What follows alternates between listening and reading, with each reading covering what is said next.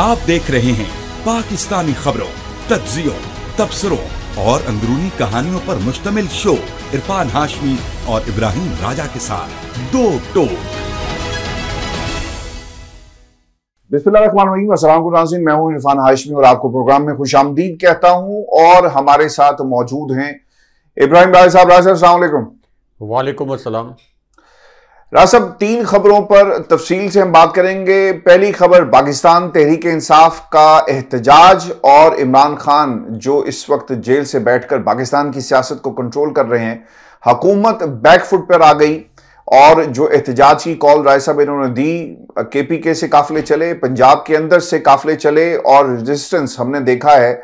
लेकिन अगर इमरान खान ने पूरे मुल्क में एहतजाज की कॉल दे दी तो तमाम सूबों की हुकूमतों को वक्त पड़ जाएगा। राय साहब, इसकी तफसील भी शामिल करेंगे। इमरान खान ने जेल से फैसल चौधरी के जरिए क्या पैगाम जारी किया और पाकिस्तान के अंदर काजी साहब आईनी पैकेज, हुकूमत के ऑप्शंस क्या हैं अगर फजलुर रहमान उनके साथ नहीं जाएंगे।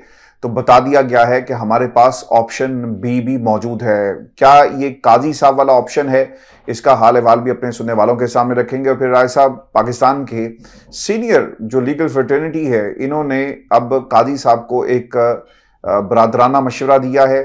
अगर इस मशवरे पर अमल ना किया गया तो ये 300 वकला फिर घेराव करेंगे। और आज जिस तरह से घेराव किया गया, एक खत लिखकर, इसका हाल अहवाल भी अपने सुनने वालों के सामने रखेंगे। ये लोग कौन हैं और इन्होंने काजी साहब को दो रास्ते क्या दिखाए हैं। राज साहब, लेकिन सबसे अहम यह है कि इमरान खान पाकिस्तान की सियासत का और पाकिस्तान के इस वक्त सियासी मंजरनामे पर सेंटर ऑफ अटेंशन और उनके हाथ में पूरे का पूरा ये मंजरनामा है। वो जिधर चाहते हैं इस मंजरनामे को तब्दील कर देते हैं। उन्होंने कहा कि मुझे जेल में तुम रखोगे लेकिन पाकिस्तान की आवाम निकलेगी। आवाम निकली। इमरान खान ने कहा कि तुम मुझे और मेरी पार्टी को ख़त्म करना चाहते हो, पाकिस्तान की आवाम मैंडेट हमें देगी, हक और सच के साथ खड़ी होगी। पाकिस्तान की आवाम ने मैंडेट दिया। राजा साहब, इन्होंने कहा कि इमरान खान टूट जाएगा, लेकिन इमरान खान वहां पर एक्सरसाइज मशीन मंगवाकर और इसके साथ साथ डंबल्स की रिक्वेस्ट डालकर इस हुकूमत को और इस हुकूमत का मजाक उड़ाता रहा कि तुम्हारे हरबे खत्म हो जाएंगे लेकिन मेरे हौसले जो है कभी नहीं टूटेंगे। इमरान खान ने जिसे राय साहब मैं हमेशा ही कहता हूं कि ये अडयाला जेल जो है ये पावर हाउस है, जहां से ना सिर्फ पाकिस्तान की ओपोजिशन कंट्रोल होती है, जहां से हुकूमत कंट्रोल होती है, बल्कि हुकूमत ने अब क्या पॉलिसी अपनानी है इसका भी अंदाजा ये जेल में बैठे हुए इमरान खान की गुफ्तगू से लगाते हैं। राय साहब, इमरान खान ने कहा कि अब मुज़ाकरात नहीं होंगे, मुज़ाकरात के दरवाजे बंद हो गए। और इमरान खान ने कहा कि अब एहतजाज होगा। तो ऐसा एहतजाज हुआ कि राय साहब, कराची की सड़कों पर इमरान खान के नारे लगे, मज़ार कायद के सामने इमरान खान के नाम की रैली निकाली गई, इजहार यकजहती किया गया इमरान खान से। पिंडी की आवाम निकली तो पाकिस्तान में जो ताकत का सरचश्मा बनकर बैठे हुए हैं उन्हें सोचने पर वो मजबूर हो गए कि पाकिस्तान के अंदर असल ताकत जेल कैदी नंबर 804 की शक्ल में मौजूद है, जिसने किसी को क्या लालच देनी थी राय साहब, सिर्फ इंसाफ, अदल और पाकिस्तान के जो मसाइल हैं उनको किस तरह हल किया जाए, अपने बच्चों के मुस्तकबिल के लिए निकलो। ये पैगाम था सिर्फ इमरान खान का और कौम ने लब्बैक कहा। आप अगर उस समंदर को देखें जो केपीके से चला और जिस तरह से मरी रोड पर पाकिस्तान की आवाम ने, पंजाब की आवाम ने राय साहब जो रेजिस्टेंस शो किया है।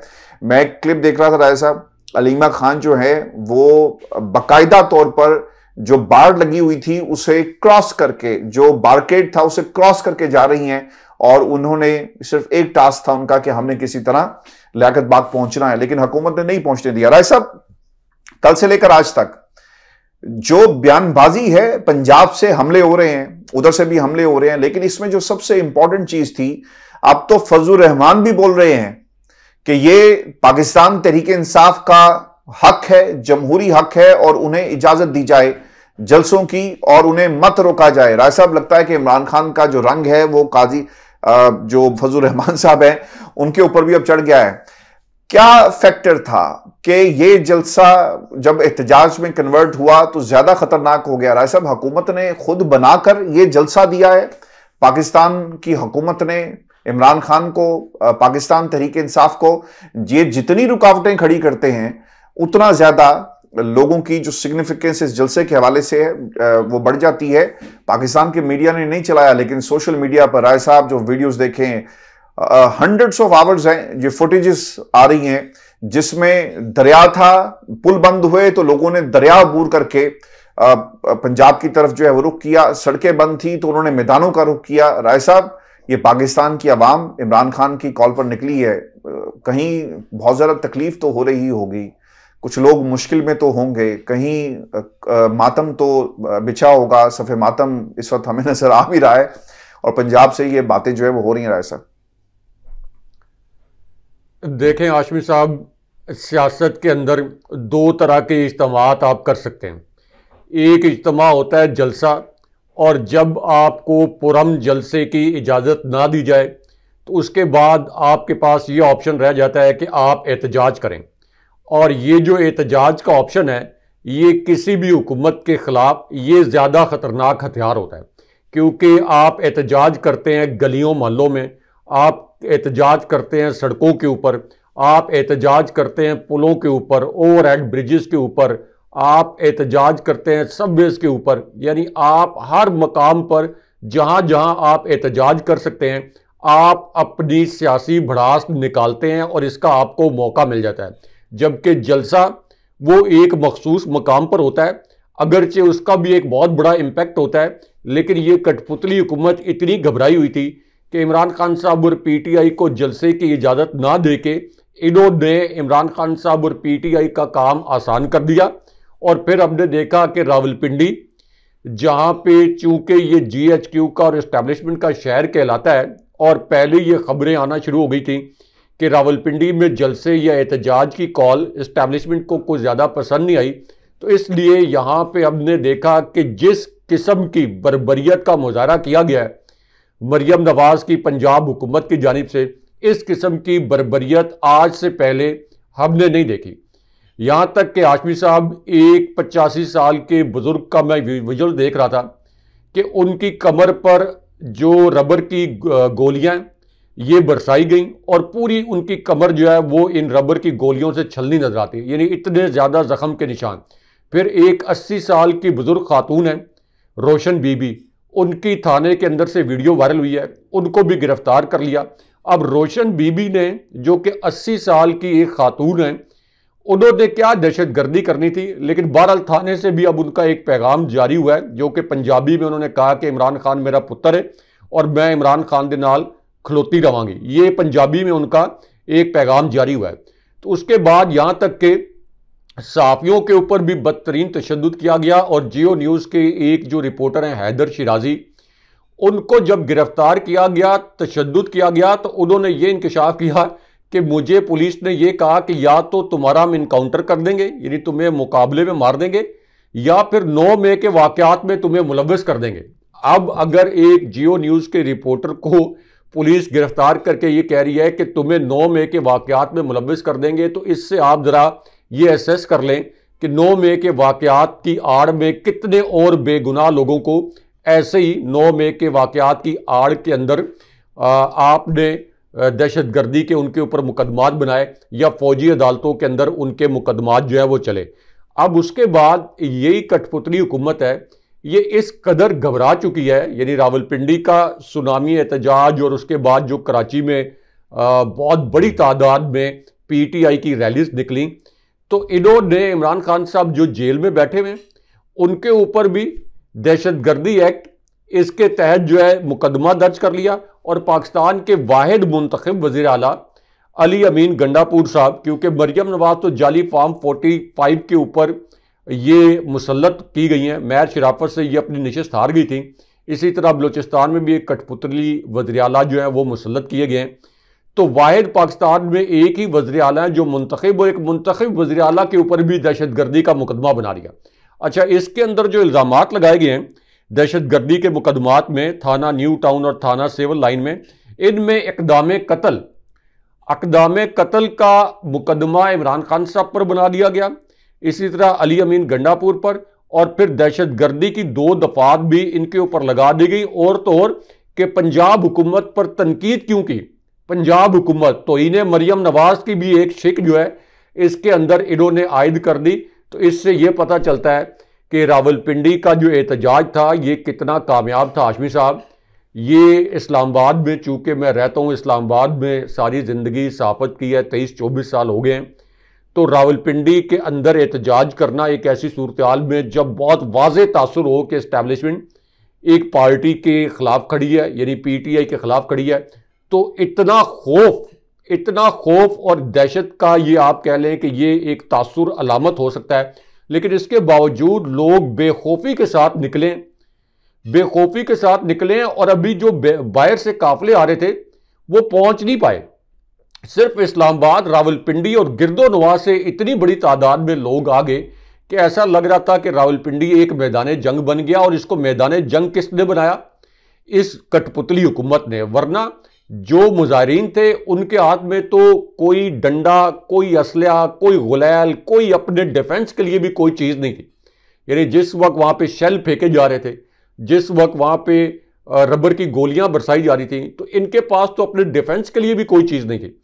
तो इसलिए ये कठपुतली हुकूमत ने इसको एक बहुत बड़ा, जलसे की सूरत में भी एक बहुत बड़ा इवेंट होता, लेकिन ये जो इन्होंने वहाँ पे तशद्दुद किया है इसकी वजह से ये एक और उससे भी बड़ा इवेंट बन गया। अब जो आप कह रहे हैं कि फजलुर रहमान, उन्होंने इमरान खान साहब के आइनी हक के तहफ़्फ़ुज़ की बात क्यों की, और दूसरा जो फजलुर रहमान ने उसके बाद एक और आर्मी चीफ के हवाले से, जनरल बाजवा के हवाले से इंकशाफ किया, जो आगे मैं उधर आता हूं, लेकिन वो ये कह रहे हैं कि ये हक है पाकिस्तान तहरीके इंसाफ का कि आप इन्हें जलसे जुलूस की इजाजत दें, ये नहीं हो सकता, और जमहूरी हक जो है आप उससे महरूम नहीं रख सकते। ये उनके अल्फाज हैं राय साहब। लेकिन इससे पहले कि अच्छा, ये अल्फाज इसलिए हैं कि उनको पता है कि इस वक्त पूरा पाकिस्तान इमरान खान साहब और तहरीक इंसाफ के साथ खड़ा हो गया है।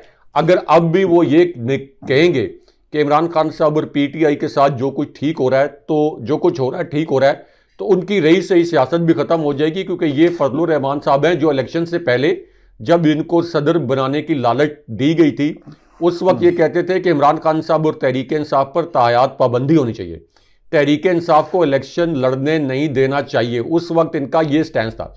तो अब चूंकि इनको पता है कि पूरे मुल्क की आवाम इमरान खान साहब के साथ खड़ी हो गई है, तो पाकिस्तान के अंदर कोई भी सियासतदान हो, कोई भी स्टेक होल्डर इस वक्त जो तहरीक इंसाफ के खिलाफ जाएगा वो अवामी गैज़ो गज़ब का शिकार होता चला जाएगा।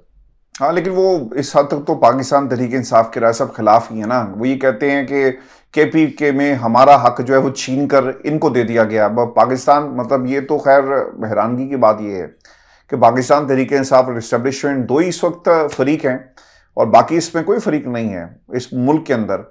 और वो कैसे ये पूरे का पूरा हक छीन कर तहरीक इंसाफ को देंगे? वही कर सकते हैं ना। इसके अलावा कौन सी ऐसी ताकत है जिसने हक छीन कर दिया हो? तो फजलुर रहमान साहब की बातों में बहुत सारे तजादात भी पाए जाते हैं, इसके बावजूद कि वो इमरान खान के हक में बात कर रहे हैं। लेकिन मैंने उन्हें इमरान खान के लिए कभी भी उनका नाम इस्तेमाल करते हुए राज साहब नहीं देखा। वो आईनी तरमीम की बात करते हैं, वो PTI की बात करते हैं, वो मुसव्वदे की बात करते हैं, वो कहते हैं आओ मिलकर बात करेंगे। लेकिन अली मिन गंडापुर पे भी उन्होंने तनकीद की है, उन्होंने KP हुकूमत पर भी तनकीद की है, और फिर इसके साथ साथ उन्होंने ये भी कहा कि ये हमारे मैंडेट के ऊपर बैठे हुए हैं। लेकिन राय साहब, इसके बावजूद जो सबसे आईनी पैकेज के तनाजुर में फजलुर रहमान की जो गुफ्तगू है, जो आपसे ठीक 12 घंटे पहले उन्होंने पाकिस्तान के मीडिया को प्रेस कॉन्फ्रेंस के जरिए बताई, ये बड़ी अहम थी। और फिर मैंने इसके बाद जमीयत के हलकों में फ़ोन भी घुमाया और फिर उनसे मज़ीद कुछ खबरें भी इकट्ठी की। अच्छा, एक चीज़ बड़ी इंपॉर्टेंट है, उन्होंने पाकिस्तान की इस्टेब्लिशमेंट को ललकारा है। वो पाकिस्तान की इस्टेब्लिशमेंट को मुसलसल पैगाम दे रहे हैं। एक तो मिसिंग पर्सनस के हवाले से, फिर उन्होंने अपना जो मैंडेट चोरी हुआ उसका भी कहा। 2018 में कहते हैं मैंडेट चोरी हुआ, 2024 में हमारा मैंडेट चोरी हुआ। जो कोट एंड कोट उन्होंने कहा कि ये अवाम के साथ ज्यादती है। थोड़ी तादाद के साथ बता दिया ना कि जमीयत क्या चीज है। पार्लियामेंट को आईनी तरमीम का मैंडेट नहीं, जिसमें धांधली कर लो, जितनी भी धांधली कर लो, हम मैदान में रहेंगे। पार्लियामेंट का मैंडेट नहीं कि वो तरमीम कर सके, कम अज कम ये पार्लियामेंट को मैंडेट नहीं रखती। हमारे साथ जो कुछ हुआ 18 में, 2024 में भी वैसा ही हो रहा है। अवाम का एतमाद नहीं, जाली पार्लियामेंट है, और ये अवाम के साथ नाइंसाफी होगी कि अगर ये पार्लियामेंट किसी किस्म की तरमीम और आईनी पैकेज लेकर आती है। फिर उन्होंने ये भी कहा कि शख्सियात से निकलें, ये नहीं हो सकता कि आप शख्सियात के लिए आईनी तरमीम करें। पाकिस्तान की आवाम के लिए आनी तरमीम करें और इससे बाहर निकलें। अब राजा साहब 2-3 सवालात हैं। मैं पहले जो उन्होंने जर्नल्स के बारे में बात की ये बता देता हूं अपने सुनने वालों को कि वो क्या सोच रहे हैं और फिर हम सवालात की तरफ आएंगे। राजा साहब ये पहली दफा नहीं हुआ, इससे पहले भी फजलुर रहमान जो बातें करते हैं, जब इन्हें जमहूरियत याद आती है ना, तो फिर ये वो बातें करेंगे जो इमरान खान आज पिछले 3 वर्षों से और उससे पहले से कर रहे हैं। आज इन्होंने एक तरह से इमरान खान जिंदाबाद का नारा लगाया राय साहब, और वो इस तरह से, क्योंकि खान साहब कहते थे कि हम गुलाम नहीं हैं, हमारे फैसले हम करेंगे, हमारे फैसले अमेरिका नहीं करेगा, पाकिस्तान करेगा, पाकिस्तान की आवाम करेगी, पॉपुलर गवर्नमेंट करेगी। फजलुर रहमान साहब ने पर्दा ये उठाया कि जनाब कुछ अर्सा पहले जब ये फाटा मर्जर की बात हो रही थी तो एक अमरीकी अफसर आया, अब वो जाहिर सी बात है अमरीकी जनरल ही होगा, जिसने कहा कि फाटा मर्जर इज मस्ट। और ये किसके सामने बात हो रही थी?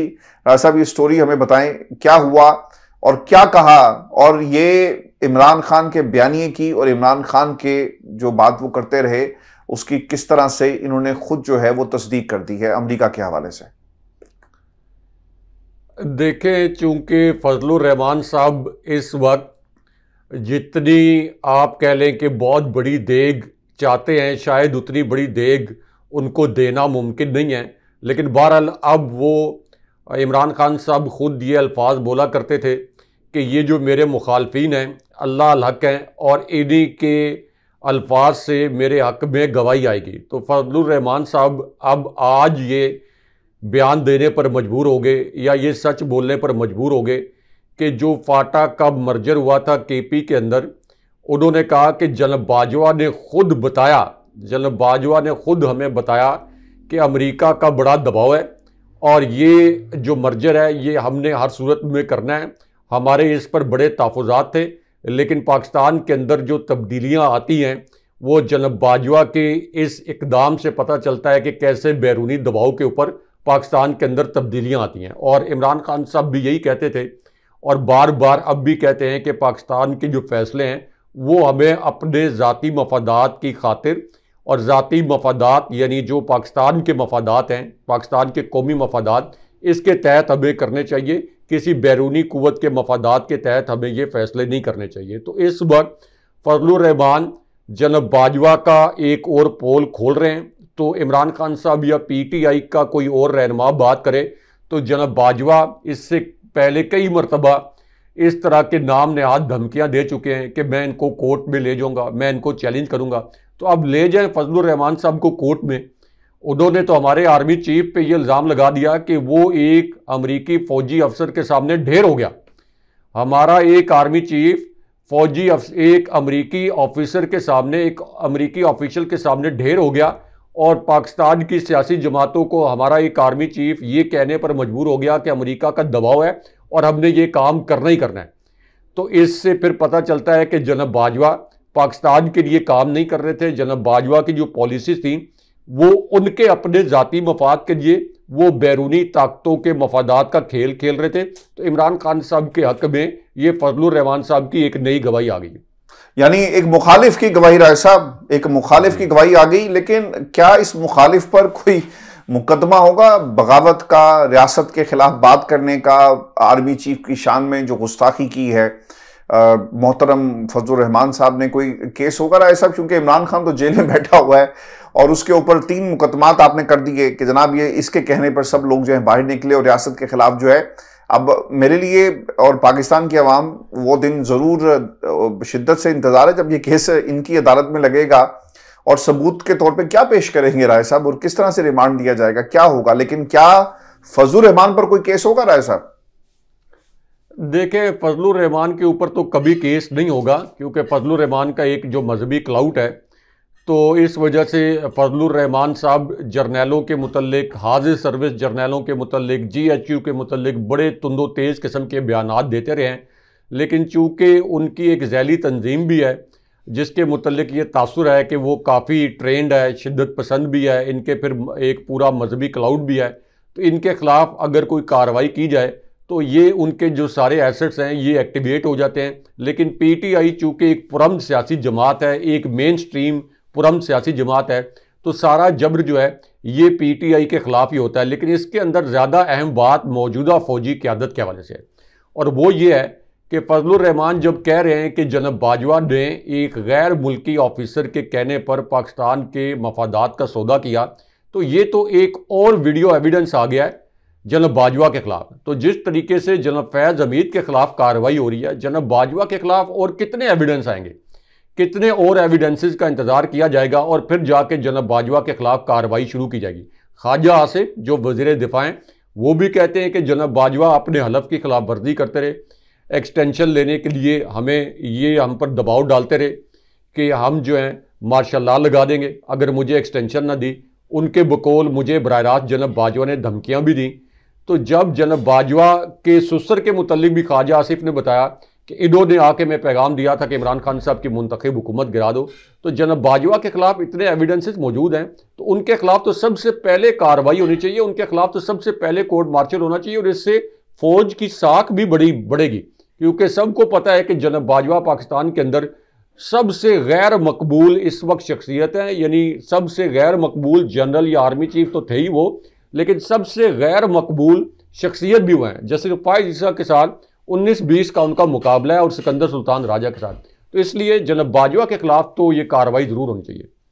अच्छा, इसमें ना एक और भी चीज़ है राय साहब, जो नंबर गेम है, क्योंकि तारिक फजल चौधरी ने कुछ बातें कही हैं और इसका ताल्लुक फजलुर रहमान साहब के साथ है, तो मैं वो गुफ्तगू भी सुनने वालों के सामने रख दूं, क्योंकि फजलुर रहमान साहब ये कहते हैं कि पीटीआई अपना मुसद्दा ला रही है, हम अपना, और पीपल्स पार्टी अपना मुसद्दा लेकर आएगी, और उसके बाद हम एक कंसेंसस पैदा करेंगे और फिर उसके बाद इसे पार्लियामेंट में लेके जाएंगे। अब पाकिस्तान तरीके साहब इमरान खान क्या सोच रहे हैं देखना होगा कि तरमीम का जवाब तरमीम से दिया जाए और इनकी तरमीम को मानने बगैर अपनी तरमीम जो है वो हम लेकर आएँ। और ये भी देखना है ना कि ये तरमीम का मुसद्दा क्यों ज़रूरी है। ये इनकी विल तो होगी, सीओडी का हवाला देते हैं, चार्टर ऑफ डेमोक्रेसी, वो कुछ लोगों के दरमियान हुआ, लेकिन उसका जमहूरियत से क्या ताल्लुक है, नाम रखने से जमहूरियत के साथ ताल्लुक राय साहब नहीं जुड़ जाता। इसके साथ में उन्होंने एक और बात कही है बड़ी इंपॉर्टेंट, वो ये कहते हैं कि मिलिट्री कोर्ट्स, हम इसके खिलाफ हैं, और जो मुसद्दा हमें पहले दिया गया वो मुसद्दा ऐसा नहीं था कि जिसके ऊपर अमल होता, हर इदारे के ऊपर उन्होंने फौज को बिठा दिया था। तो इसलिए इसके अलावा तो आप ये ऐलान कर दें कि मुल्क में मार्शल लॉ का ऐलान हो जाए और आप जमहूरियत का ये खेल, ये सब कुछ बंद करें। और ऐसा फिर इसके साथ पार्लियामेंट के अंदर जिस तरह से अददी नंबर की बात की जा रही है और कौन सी जमात किसके साथ जाएगी, लेकिन तारिक फजल चौधरी ये कहते हैं कि अगर मौलाना हमारे साथ नहीं जाते तो हमने प्लान बी बना लिया है। ऐसा देखें, ये जो प्लान बी जिसकी तारिक फजल चौधरी ने बात की, ये तो फ्लोर क्रॉसिंग का प्लान है, और ये प्लान जस्टिस फायज ईसा की मिली भगत के साथ बनाया गया है कि एक ऐसी सूरत हाल में एक सदारती ऑर्डिनेंस लाया गया जिसमें सुप्रीम कोर्ट के जजेस का बेंच बनाने वाली कमेटी को तब्दील किया गया, जस्टिस फायज ईसा को बता के कि हम ये ऑर्डिनेंस, तरमीमी ऑर्डिनेंस लेके आ रहे हैं, और आपने फौरी तौर पर जस्टिस मुनीब अख्तर को इस कमेटी से निकालना है और जस्टिस अमीनुद्दीन को इस कमेटी में शामिल करना है। और जस्टिस फायज ईसा ने भी 1 घंटे के अंदर ये काम जो है ये एग्जीक्यूट कर दिया। अब चूँकि आर्टिकल 63A इसकी समाअत अब मुकर्रर है और इसकी समाअत होनी है, तो इसका मतलब यह है कि हुकूमत जो कह रही है तारिक फजल चौधरी कि हम फ्लोर क्रॉसिंग के ज़रिए ये नंबर पूरा करेंगे, तो इससे साफ ज़ाहिर ये होता है कि जस्टिस फायज ईसा ने इस हुकूमत को ये यकीन दहानी करवा दिया है कि आर्टिकल 63A के मामले पर जो मेरा बेंच है, ये बेंच आर्टिकल 63A में तरमीम को जायज़ करार दे देगा, और इसके तहत जो मेंबर असम्बली है, यानी पीटीआई के जिन मेंबर्स को तोड़ा जाएगा दहशतज़दा करके, दबाव डाल के, उनके वोट भी शुमार हो जाएंगे और वो डी सीट भी नहीं होंगे। लेकिन इसके अंदर एक ट्विस्ट भी है जिसकी जानिब सुप्रीम कोर्ट के रिपोर्टर्स ने तवज्जो दिलाई है, क्योंकि जस्टिस फायज ईसा ने जो 5 रुकनी बेंच बनाया, इसमें उन्होंने इंश्योर कर दिया है कि कम से कम 4 जो जज साहिबान हैं वो एक तरफ खड़े हो जाएं। तो जो सुप्रीम कोर्ट के रिपोर्टर्स हैं वो ये कहते हैं कि हो सकता है जस्टिस फायज ईसा खुद ये इंश्योर करके कि ये फैसला आर्टिकल 63A की में तरमीम के हक़ में आए, यानी हुकूमत के हक़ में आए, खुद हो सकता है कि वो इसके ख़िलाफ़ हो जाएं या कहें कि नहीं, मैं तो इस हक़ में नहीं हूँ कि आर्टिकल 63A में तरमीम की जाए। दूसरी जानिब बाकी जो 4 जज साहिबान हैं उनमें से 3 के ज़रिए ये काम करवा लिया जाए, यानी कम से कम जो 3 जज साहिबान उनके ज़रिए काम करवाया जाए और ख़ुद को वो ये साबित करें कि मैं बड़ा असूली भी हूँ। लेकिन जस्टिस फाइज ईसा की जितनी भी ये घिनौनी वारदातें हैं, इनके मुतालिक पाकिस्तान का बच्चा बच्चा जान चुका है और सबको पता है कि जस्टिस फाइज ईसा किस तरह से इस हुकूमत से बराह रास्त ऑर्डर लेके ये अब बेंचेस बना रहे हैं और अपनी एक्सटेंशन के लिए आखिरी दम तक कोशिशें कर रहे हैं। लेकिन ये फजलुर रहमान ने जो 2 दफ़ा पैगाम दिया है कि शख्सियात की एक्सटेंशन के मुतालिक आइनी तरमीम नहीं आनी चाहिए, इससे लगता ये है कि कहीं ना कहीं जस्टिस फाइज ईसा को रद्दी की टोकरी में फेंकने का जो अमल है ये कहीं ना कहीं मंतकी अंजाम की तरफ बढ़ रहा है। राज साहब, ये 300 वकला हैं और 300 वकला ने काजी साहब को एक ख़त लिखा है। ये एक ओपन लेटर है और इस लेटर में उन्होंने क्या कहा है, जिन शख्सियात ने इस लेटर को लिखा, जिनके नाम शामिल है आबिद साकी, एक मोतबर नाम वकला तहरीक का, रियासत तेरी आज़ाद एक मोतबर नाम, आबिद हसन मंटो बहुत ही मोतबर, जब भी कोई लीगल मैटर्स राय साहब पाकिस्तान की अगर जब भी कोई लीगल तारीख लिखी जाए या आइनी तारीख लिखी जाए या फिर अदलिया की तारीख लिखी जाए तो आबिद हसन मंटो का एक नाम बहुत ही मोतबर है। और इसके साथ साथ बिलाल हसन मंटो, उनके बरखुरदार, और सलाहुद्दीन, इन सब ने एक लेटर लिखा और इस लेटर के अंदर वो क्या कहते हैं, ये इसका मतन एक तो हम पहले पढ़ दें इस मतन में और फिर जो सवालात हैं। नई अदालत मौजूद जज से दरख्वास्त की गई कि वो किसी भी नई अदालत का हिस्सा ना बने। नई अदालत की हैसियत पीसीओ कोर्ट जैसी होगी। नई अदालत का जज बनने वाले पीसीओ जजेस से मुख्तलिफ नहीं होंगे। मुजवजा तरामीम का ड्राफ्ट रात की तारीकी में सामने आया। नंबर्स पूरे करने वाले मुंतखब नुमाइंदे ड्राफ्ट से भी नावाकिफ थे। मुजवजा आइनी तरामीम को उनकी हमायत हासिल नहीं है। इस पर मुल्क में मौसर बहस नहीं कराई गई। सिर्फ ये कहा जा रहा है कि चार्टर ऑफ डेमोक्रेसी में आइनी अदालत का जिक्र है। आप जजेस ने आइन के तहफ़्फ़ुज़ का हल्फ ले रखा है। आपके पास अब मौका है कि अपना इंतखाब करें। कल जब तारीख लिखी जाए तो इसमें शामिल हों। आप मिले हुए नहीं थे। और इसके बाद जो गुफ्तगू है वो पाकिस्तान के वकला ने आकर टेलीविजन स्क्रीन के ऊपर भी की है। लेकिन राज साहब, जो सबसे अहम सवाल है, आपको याद है ना कि एक डोगर कोर्ट्स हुआ करती थी पाकिस्तान में, और उस अदालत के चीफ जस्टिस का क्या हाल किया, और उनकी बेटी का एक नंबरों वाला स्कैंडल भी पाकिस्तान में आया। और फिर आपको ये भी याद होगा कि पीसीओ जजेस 60 जजेस राय साहब घर भेजे गए, नज़रबंद किया गया। जस्टिस खलीलुर रहमान रमदे के घर मुझे अच्छी तरह याद है, पुलिस की गार्ड लगी हुई थी। तो मैंने किस तरह रात को दीवारें फैलांग कर राय साहब उनका इंटरव्यू किया और फिर हमने उसे नेशनल टेलीविजन पर चलाया कि वो क्या कह रहे थे कि किस तरह मुशर्रफ साहब ने, उनकी हुकूमत ने, जो उन्होंने तसल्लुत से कायम की, किस तरह इन जजेस को धक्के दिए गए, घरों में नज़रबंद किया गया। वो आज भी इंटरव्यू जो है दुनिया टेलीविजन की आर्काइव्स में मौजूद है। राशिद, हमने वो सब कुछ देखा, जजेस खड़े हो गए और फिर एक आज़ाद अदलिया का क़याम और जिस तरह लॉन्ग मार्च जो स्ट्रगल की गई, इसमें ये तमाम चीज़ें बड़ी अहम हैं। लेकिन अब ये आइनी कोर्ट बनना, ये तो राय साहब ऐसा होगा कि ये पाकिस्तान के पूरे अदालती निज़ाम को गिरा देंगे। यानी जजेस हुकूमत के खिलाफ फैसला नहीं सुना सकेंगे। जजेस जो हैं वो एक तरह से हैंडीकैप हो जाएंगे। आप इसे कैसे देखते हैं राय साहब, ये जो फैसला हुकूमत की तरफ से आइनी पैकेज का, और फिर जो वकला ने 300 वकला ने खत लिखा पीसीओ जजेस, और क्या उस वक्त जिस तरह डोगर कोर्ट्स कहा जाता था, राय साहब इस अदालत को क्या काजी कोर्ट कहा जाएगा आइनी कोर्ट के अलावा? देखें, ये जो 300 से ज़ायद जजेस ने ख़त लिखा है, ये सुप्रीम कोर्ट के जजेस और हाई कोर्ट्स के जजेस को लिखा गया है। यानी सिर्फ जस्टिस फाइज ईसा को नहीं, बल्कि सुप्रीम कोर्ट के जजेस और हाई कोर्ट्स के जजेस को लिखा गया है। और असल में जस्टिस फाइज ईसा को शर्म दिलाने की कोशिश की गई है। जस्टिस फाइज ईसा जो सुप्रीम कोर्ट को कवर करने वाले रिपोर्टर्स को सिर्फ इस बुनियाद पर कि वो हक़ाइक़ सामने लाते हैं और ये कहते हैं कि जस्टिस फाइज ईसा उन्हें पब्लिकली लान तान कर रहे हैं, उन्हें शर्म नहीं आ रही। अपनी से क्या शर्म आएगी? अपनी एक्सटेंशन के लिए इस वक्त हाथ पैर मार रहे हैं, तो उनको ये कहते हैं कि ये डॉलर्स के लिए ये गलत खबरें फैला रहे हैं। तो अब आप मुझे बताएं कि Balochistan bar council, Pakistan bar council, जिसने इस आइनी तरमीम के खिलाफ सुप्रीम कोर्ट में एक दरख्वास्त भी डाली, उसके बाद 300 से ज़ायद वकला ये हैं जिनके नाम आपने लिए। उसके बाद अली अहमद कुर्द जो कि वकला की तहरीक का एक और नाम, फिर हामिद अली खान साहब, तो ये हामिद खान साहब, तो इसका मतलब ये है कि क्या ये सब वकला बिके हुए?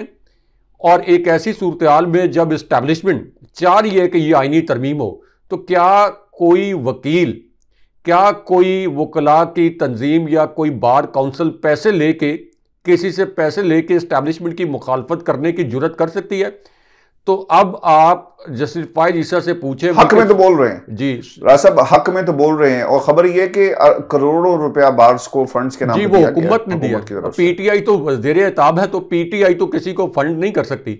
इसके बावजूद अगर इतनी बड़ी तादाद में वकला जस्टिस फायज ईसा को शर्म दिला रहे हैं, और उनकी अपने घर की जो बार काउंसिल है, बलोचिस्तान बार काउंसिल, वो कह रही है कि आप पाकिस्तान की तारीख के सबसे मुतासिब और घटिया जज साबित होंगे अगर आप एक्सटेंशन लेने के लिए सुप्रीम कोर्ट के आए और सुप्रीम कोर्ट के निज़ाम को पामाल करेंगे। तो क्या ये सब बिके?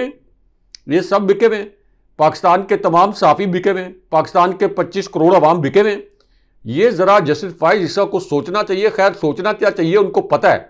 मैं तो सिर्फ इस बात पर हैरान हूँ कि जस्टिस फायज ईसा जब अदालत से जाते होंगे अपने घर, और कभी जब आईने में अपना चेहरा देखते होंगे, तो मैं इस्तारतन कह रहा हूँ कि उनको अपने आप से कितनी नफरत होती होगी अगर उनके अंदर कोई सियासी हवाले से या माशरती हवाले से या किसी भी हवाले से कोई शर्म की रमक बाकी है, तो उनको कितनी शर्मिंदगी होती होगी कि पूरा पाकिस्तान, अगेन मैं इस्तारतन कह रहा हूँ कि लानत मलामत कर रहा है।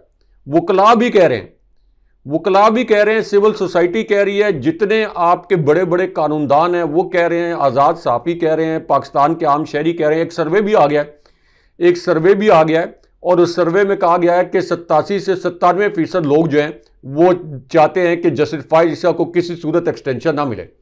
अब तो फजलुर रहमान साहब, जो कि एक मजहबी क्लाउड को एक हद तक आप कह लें कि उनकी नुमाइंदगी करते हैं, वो भी कह रहे हैं कि जस्टिस फायज ईसा को एक्सटेंशन नहीं मिलनी चाहिए। तो आज खुद चले जाएं बजाय इसके कि वजाती एक बयान जारी करवाया उन्होंने कि मैंने एक्सटेंशन ना लेने के मुतल्लिक कोई बात नहीं की थी, बल्कि मैंने ये कहा था कि अगर बाकी जजेस को तोसी दी जा रही है तो ठीक है, बिस्मिल्लाह करें, मुझे भी तोसी दे दें। तो और कितनी अपनी बेइज्जती करवाएंगे? आखिर में लगता तो यह है कि ये एक्सटेंशन भी तोड़ नहीं चढ़ेगी, लेकिन बेइज्जती इनकी टका के होगी। और उस दिन से भी डरें कि जिस दिन ये रिटायर हो जाएंगे, तो अभी तो ये लोगों को डराते धमकाते फिर रहे हैं, तो रिटायर हो जाएंगे तो फिर देख लें कि जनरल बाजवा के साथ क्या हुआ है और इनके साथ क्या होगा फिर। बहुत शुक्रिया साहब। व्यूअर्स, जी आज की नशिस्त थी। अपने कमेंट्स जरूर भेजें, चैनल को सब्सक्राइब करना मत भूलें। इजाजत दीजिए। अल्लाह ने के बाद।